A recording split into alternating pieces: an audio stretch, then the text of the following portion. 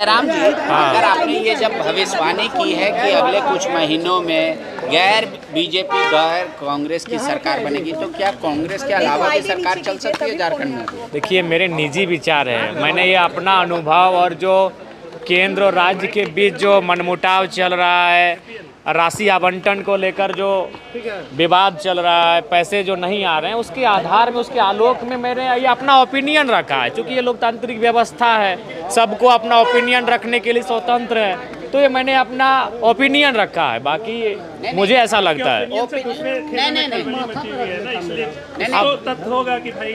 नहीं, संभावना है, बिल्कुल भी संभावना है, बिल्कुल हो सकता है, इस बात से इनकार नहीं कर सकते। ये मेरा ओपिनियन है।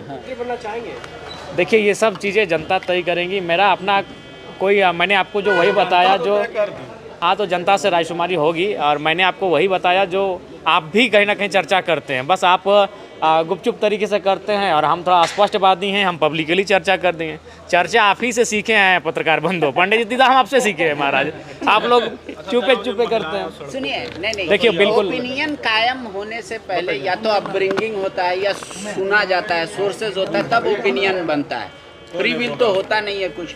तो अगर ये ओपिनियन आपके दिमाग में गया कि आगामी कुछ महीनों में या कुछ दिनों में झारखंड में कांग्रेस हट जाएगी सत्ता में, तो इसकी संभावना आप बता रहे हैं कि पैसे की कमी है सरकार के पास, तब तो बीजेपी को सटना चाहिए। आप कह रहे हैं नहीं, दोनों नहीं सटेगा, सिर्फ जेएमएम की सरकार चलेगी। तो इसके पीछे क्या तर्क है, वो नहीं समझ। देखिए, इसके पीछे तर्क आप जानते होंगे, बेहतर जानते होंगे। मुझे जैसा चर्चा है, जो चर्चाएं हैं, लोग ऐसा कह रहे हैं। और पिछले बार की सरकार में आप देखे होंगे, कांग्रेस के कई विधायकों पर इस तरह की बातचीत हुई थी, जिनमें अभी वर्तमान मंत्री इरफान जी के नेतृत्व में कुछ लोग पश्चिम बंगाल तक की यात्रा किए थे।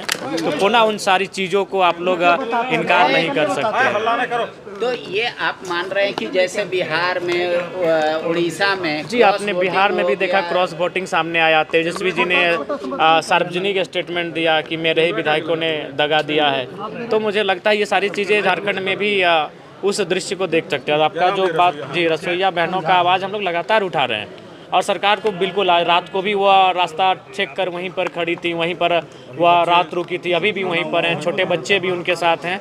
तो मुझे लगता है ये गंभीर चिंता का विषय है। सरकार को अपनी एक प्रतिनिधिमंडल को वहाँ भेजना चाहिए और उनसे बातचीत करनी चाहिए कि उनकी मांगे क्या है और किन मांगों का भी वो समाधान करते हैं। मैं ये नहीं कह रहा हूँ कि अगर वो 15 बिंदु लेकर आए हैं तो 15 बिंदु पे काम करें, कम से कम 5 बिंदु पे तो काम हो सकता है। तो कम से कम उनसे मिलना चाहिए, राज्य सरकार का कर्तव्य बनता है।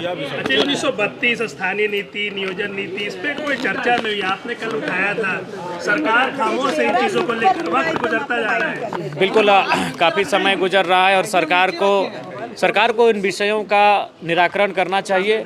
25-26 सालों में अगर आप नियोजन नीति, स्थान नीति परिभाषित नहीं कर पाते हैं, तो फिर हमें लगता है बिना नीति नियम के राज्य आखिर कितना दिन चलेगा। और अगर चलेगा तो राज्यवासियों को लाभ नहीं मिलेगा, और वही इस राज्य के साथ हो रहा है। तो इसीलिए मुझे लगता है कि सरकार को गंभीर होकर इन विषयों का निदान करना चाहिए। एक एडवाइस, जी, मैं उसकी भर्त्सना करता हूँ। एक एडवाइस जो हेमंत सोरेन को आप देना चाहें। देखिए, एडवाइस तो हम लोग उनको काफ़ी देते हैं। जब भी उनसे व्यक्तिगत रूप से मिलते हैं तो हम जरूर अपनी बातों को रखते हैं। नई सरकार के जो आशंका है उसको लेकर हम तो चाहेंगे कि जनता ने जो जनादेश दिया उसी के साथ चलिए। जनता ने आपको जिस महागठबंधन को जनादेश दिया है 5 साल के लिए, आप उसके साथ चलिए। बजट सत्र को किस तरह